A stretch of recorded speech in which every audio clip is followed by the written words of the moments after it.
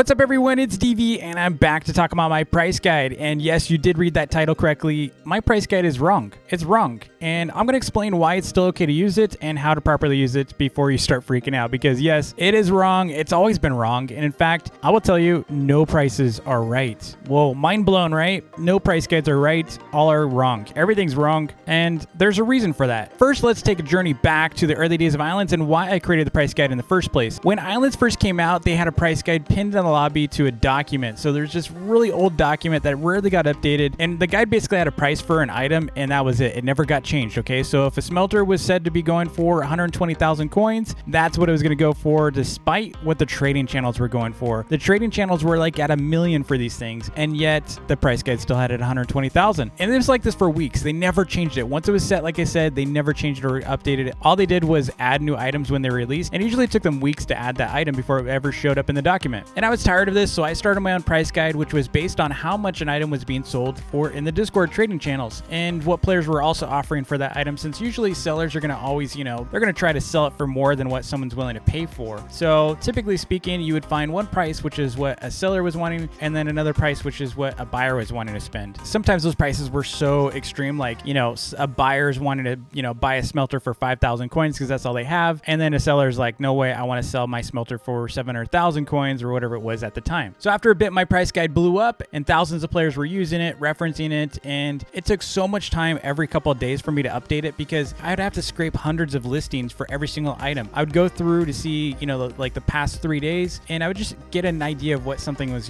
being sold for and what players were buying that item at. Now, it was fine back then because I only had a handful of, items. It was like maybe a couple hundred items or so that were being traded, but now it's over 1,000 items. Like, there's so many items, especially after they introduced flowers. We would have to deal with like light green fertile daisies or cyan daisies, and this one's non-fertile and this one's fertile over here, and you have different colored blocks, and you got wool now, you got clay, colored clay. There's so many different items now that it's impossible for anyone to really keep up with these things in a real-time manner, because in order to really have an accurate price, you need to be updating these prices like every couple hours, and it can't be subjective. It has to be based on what the economy is really trading these things at. And this is an issue because price is really what people are willing to spend, right? So you can't really have a value of something because there's no like tangible value. It's like assets. It's like trading art inside the real world. It doesn't have any currency value. Okay, so it's based on what people are willing to spend on these items, and except for things like obviously large melon crates, things like that. Obviously they have a value. It's set by the game, so you can't really say it's going to be worth more or less because it's set by the game.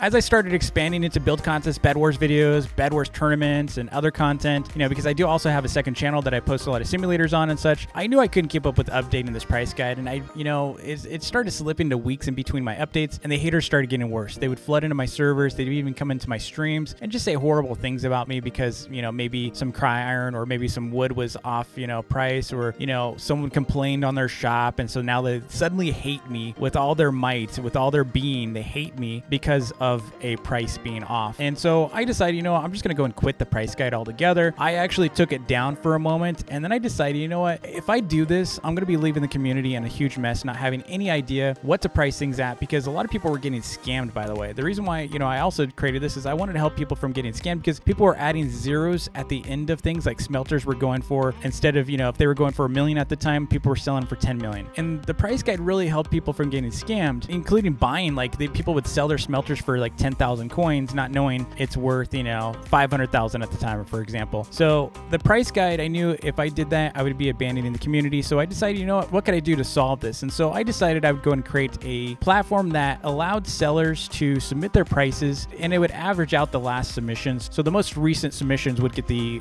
would be the average. And the reason for that, and the reason why I did that is because, if someone submitted a price and never updated it again, then it would still be in the system and it would still be averaged. And that would be a problem. So if a smelter was, going for 2 million, 3 weeks ago, but now it's going for 1 million. And so what I did was I created a bot in my Discord server and gave sellers access to that bot, and they would be able to submit their prices for each item. And so we have this database of items that gets updated on a regular basis, and it just helps the community out so much because they have an idea of what something's going for. On top of that, you could drill down to see which seller is selling for what. And so you can, maybe you have a favorite seller, like maybe like Izzy Sparkles. You like her prices, so you can go to her price guide and see her specific entries that she's selling items for. So I thought it was a great solution and, to the problem, and it removed me from hopefully getting hate. But sadly, I still get the hate. I still get so much hate, even though I don't even, submit prices. I've even heard like radical ideas that I still submit prices on this guide, or I'm behind prices for this guide. It's really wild. Like, I have not submitted any of my own prices in so long. In fact, that's not even how I don't even use my own price guide. And I'm going to explain why, because I use a different system. I don't need a price guide because I know how to set prices. So I'm going to explain that in a little bit. And you don't have to use my price guide either. I have to say my price guide is always going to be wrong. Every price guide out there on the internet is going to be wrong. The whole concept of price guides is to give you a guideline, an idea of where to start, and what something's really worth is what people are going to be paying for it. So what are they willing to pay for it? So if you can convince someone that, hey, I've got a smelter, they really want it, and they're willing to spend twice as much as what I have it, because maybe it's out of convenience, they're already on your shop, things like that. Like, I'm personally willing to spend twice as much for an item if I see it in front of me. And that's kind of what it is. You have to really understand how pricing works in games. Every single game on the internet that has trading does not have an accurate price guide. I will tell you that without a doubt in my mind, they do not have a price guide that is accurate. The only way it's accurate is when it's done by the game itself. So if the game maintains the prices in the economy and players cannot set or adjust prices, that's it. It's a set price economy.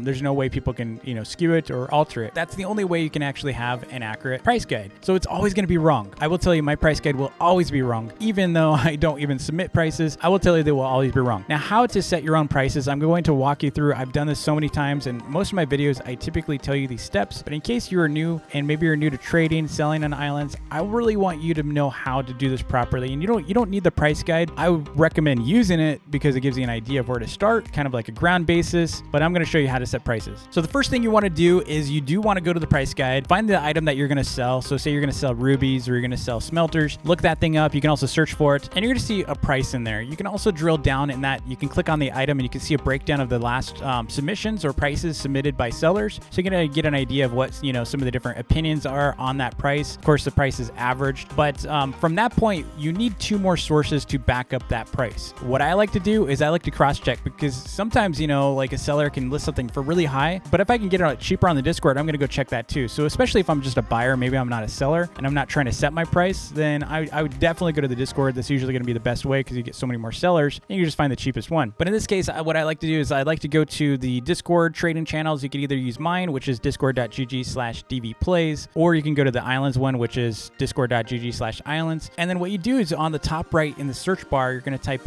in colon.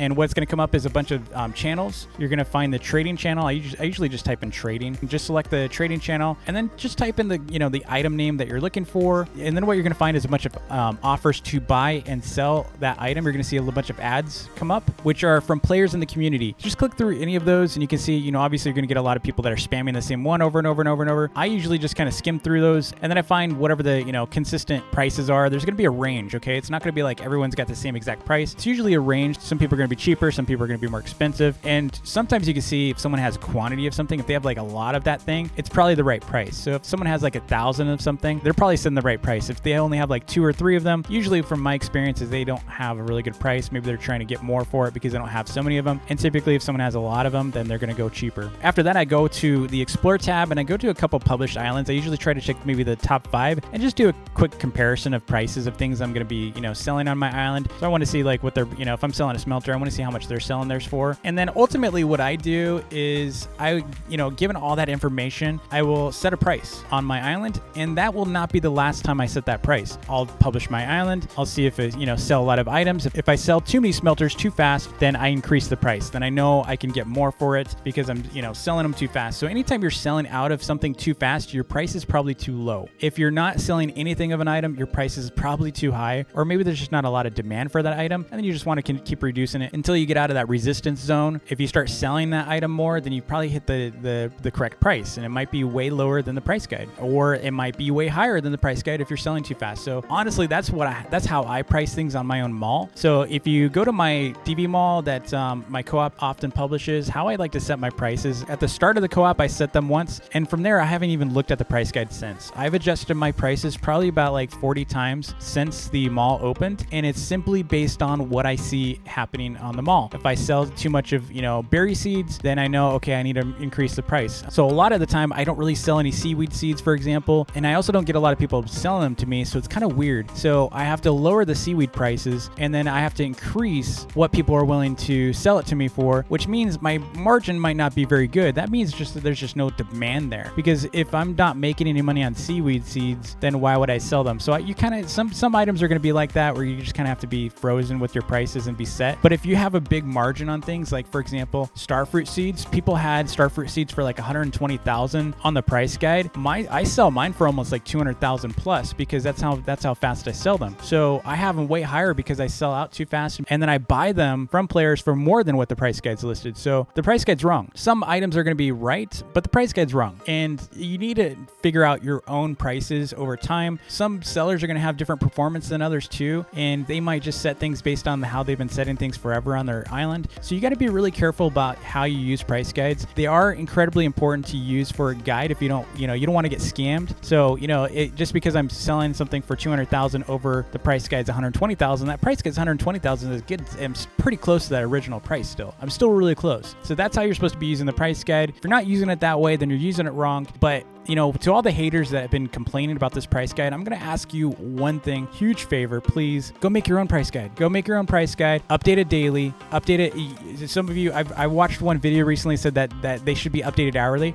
Update it hourly, update all your items hourly, and let me know how that goes. In fact, I might switch over to your price guide if you have such a great price guide, but ultimately that's the issue. A lot of players complain, a lot of people complain, and they want things handed to them, but no one's getting paid for any of this stuff. It's a lot of hard work. It is community driven. There's no reason to give hate to Islands sellers because of their prices. Again, everyone, it's Islands. It's a great game. A lot of these sellers aren't trying to scam people. There are people that are actually scamming people, and those are the people that you should be complaining about, not real people that are just trying to have fun in the game and make a profit, okay? Now, as a side note, I am working on something pretty cool for the price guide that I might, give it a little bit. It's still not going to be accurate, but it might give it a little bit of a nudge in the right direction. And we're going to be doing a community driven suggested price kind of thing. So as long as you're like level 2 on my server, you're going to be able to suggest prices, and that'll be like a kind of a community average. So there'll be like hundreds of submissions for prices for one item, and that's going to be real-time updated and averaged. So that might actually solve a lot of these issues, because right now we do have a big issue in the community where we have a lot of sellers who are quitting the game. And then so what happens is some of the prices get old, and so we're constantly having to bring new sellers in and out of the guide. So it's not quite as easy as a lot of people think, and so if you don't like the price guide, don't use it. Also, what I ask of the community is don't argue with people saying that's not what the DV's price guide says. That's another thing that creates a lot of hate for me, is because you're defending your price using my guide, and it's not really my guide. So I get a lot of hate for a price that's on my website that I didn't enter. So just keep that in mind when you're arguing with prices. Really just set your own prices. If you need to lean on the price guide and say, well, that's what I use the price guide, but I'm willing, be willing to negotiate at times for prices, knowing that that's not a hard set truth. What you should be saying to people that are arguing with you or trying to haggle you on prices, what you should be saying is, hey, go find 3 other sellers and let me know their prices, and you can price match or something. But to blame me creates a lot of hate for me. So if you care about that and don't want me to get a lot of hate, just don't use me like that. Just don't use my price guide and name that way. Now, as far as how to set prices, a lot of people ask me this, how to set prices for buying things from players, and this is very easy. So if you have what I like to do, and it does differ, what I like to do is I like to set a price. So if I'm selling an item for $1 million, I buy that same item from players at 500,000. So basically half. So I have it for buying from players, and the reason is we got taxes, right? So you get taxed on selling the item, and you also get taxed on buying the item from players. So I might change that a bit. If I'm getting too much of that item, I might lower it. So if I don't want too much, like for example, green sticky gears, I might sell it for like 5,000, but maybe I'm buying them for 1,000 because I have too many of them. People are selling them too much, and I don't really sell enough of them. If that's the case, then I might continue to lower my buy price of what I'm going to buy it from players until I find that resistance point. Or if I don't get enough of something, say I'm selling it for $1 million, but I'm not getting enough of them, I might even buy it for 600,000 or 700,000 if I really need it. So that's how I like to set my buy from players kind of prices for my vendings. But anyway, I hope that helps. I hope that adds a lot of clarity on how you should be setting your prices in islands, because like I said, there's so many published islands using my guide. I really think it's important that you consider this whenever you're looking at prices, how to set things. Stop criticizing sellers. Stop giving a lot of hate. There's no reason for it, unless you give me some good reason that I did something wrong to you. If it's about prices on my price guide, please give me a break. Give me a break. But I do want to give a huge shout out to all the sellers in the community who have been helping out. Also Buzz, as well as Crazy Apple, who used to be admin, but Buzz in game as well. Buzz has been great helping out. She's pretty much, having to handle a lot of these complaints and trying to get more sellers in. But again, huge thanks to the community, the seller community, for helping out and keeping that guide fresh and adding new items, as well as staff. Huge thanks to Easy Game staff like Potato for making sure our stuff's accurate. So thanks again for watching. Don't forget to like and subscribe if you haven't already. If you want to check out the price guide, you can go to islandspriceguide.com. Also, our Discord again, discord.gg/dvplays. And I will see you all in the next vid. Peace.